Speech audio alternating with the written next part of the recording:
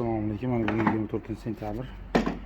Kecha men bir metallondan mana shu Lobzikki mana germanskiy.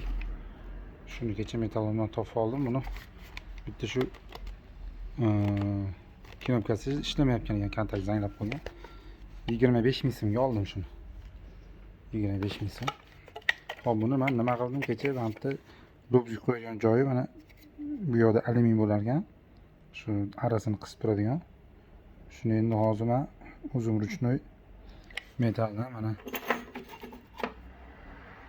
yasab, mana hozir metga olib, mana hozir mana ishlab maza qilib o'tpuskamda mana shuni hozir yasab o'tiraman mana.